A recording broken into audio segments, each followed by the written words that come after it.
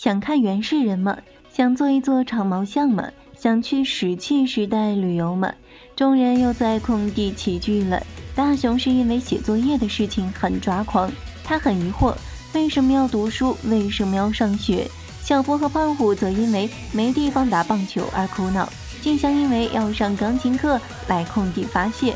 哆啦 A 梦 get 到了小伙伴们的烦恼，打算带他们去没有学校、没有钢琴、到处都是空地的时代。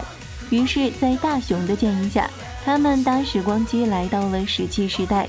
听说那里没有学校，想睡觉时就睡觉，还能尽情的在自己喜欢的地方玩。大家满脸期待来到了石器时代，这里有一望无际的大草原，空气也十分清晰。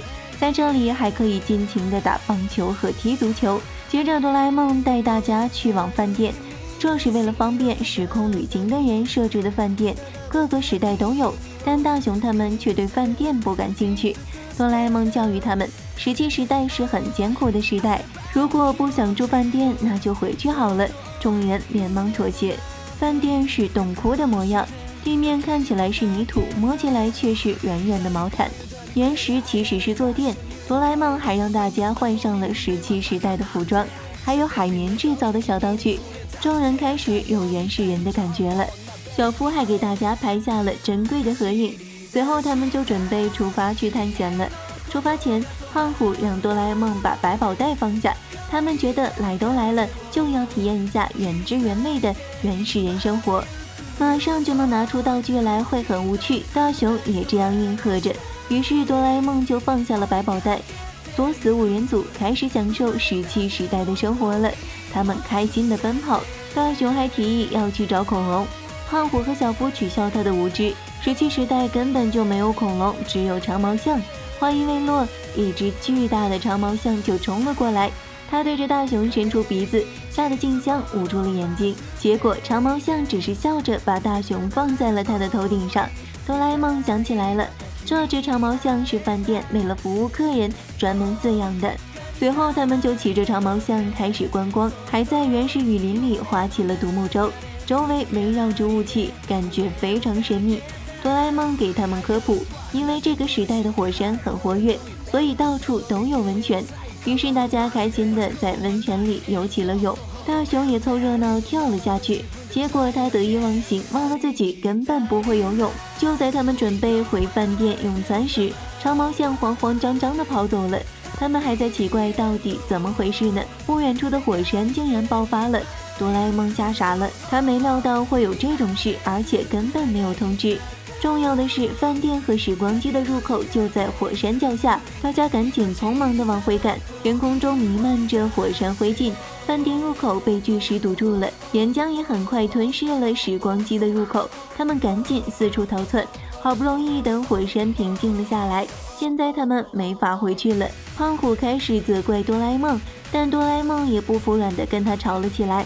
这次并不是因为道具发生故障，而是因为胖虎提议不要带百宝袋才会这样，现在他想拿道具也没有办法。小福又开始责怪起是大雄提议来石器时代，只有静香还算冷静。他问哆啦 A 梦有没有办法可以跟饭店联系上。这时哆啦 A 梦想起在这个时代还有另一个饭店，只要去那里就可以脱困了，但那个饭店在对面那座山的山脚下，即使很远，大家也只能朝着那座山走去。路上他们被一群秃鹫盯上了，众人只能躲在树丛里瑟瑟发抖。小夫吐槽道，这才不到一半的路程就危险重重，接下来指不定会遇上什么危险呢。话音刚落，他们就被一群真正的原始人团团围住，最终他们没能逃脱，被原始人扛了回去。晚上，原始人先抓起了小夫，小夫被吓得拼命挣扎，过程中他的相机掉了下来，闪光灯把原始人们吓了一跳。随后哆啦 A 梦看出原始人们害怕照相机，于是让小夫拿起照相机防身。原始人看见闪光灯就开始跪拜小夫，他们误以为小夫是天神之类的了。接着小夫受到了至高的待遇，他被供奉起来，还有很多果子吃。小夫趁机占胖虎的便宜，让胖虎求他松绑，甚至还使唤起了胖虎。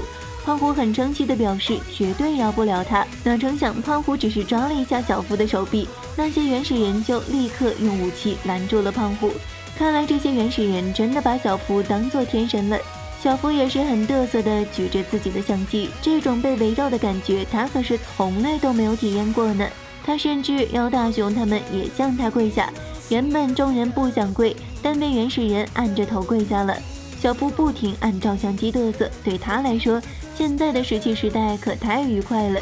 天亮后，小夫还吃起了肉。哆啦 A 梦他们催促小夫赶紧趁机离开，但小夫很享受当下的生活，他还想要哆啦 A 梦拿出翻译举弱，好让自己可以跟原始人对话。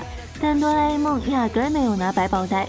原始人在小夫面前比划着什么，静香猜测他们会不会是要去打猎。小夫来劲儿了，打猎就打猎，谁怕谁？他被原始人们抬着来到了外面，远处疾驰而来的是巨大的长毛象。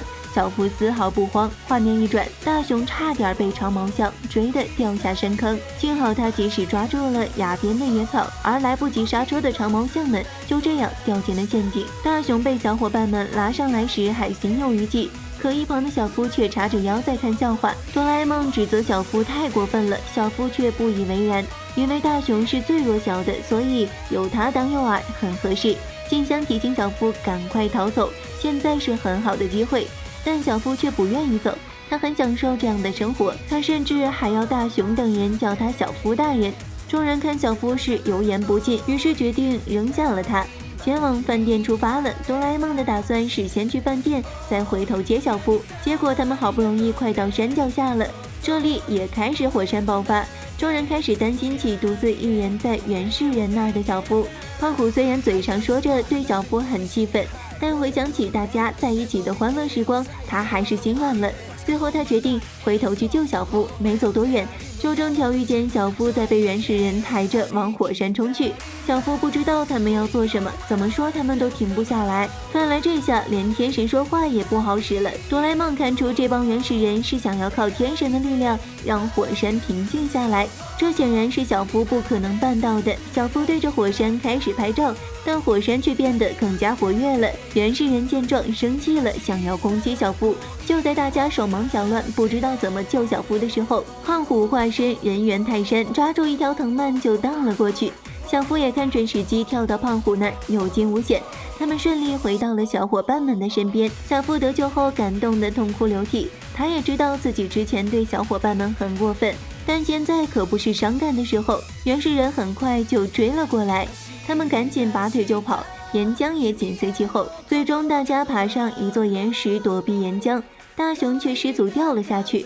就在岩浆即将吞没大熊的时候，一个保护罩罩住了他们，原来是石器时代的第二饭店来救他们了。因为故障导致没有通报火山爆发的情报，饭店负责人为表歉意，决定免费请他们前往5万年前的饭店住宿观光。但当他们看见大屏幕出现剑齿虎的时候，都纷纷表示他们受够了，现在他们只想回家。石器时代之旅可谓是惊心动魄，但不管来多少次，大熊他们都是喜欢作死的。好了，本期问题，你有什么难忘的冒险经历吗？欢迎大家留言、点赞和关注哦，咱们明天见。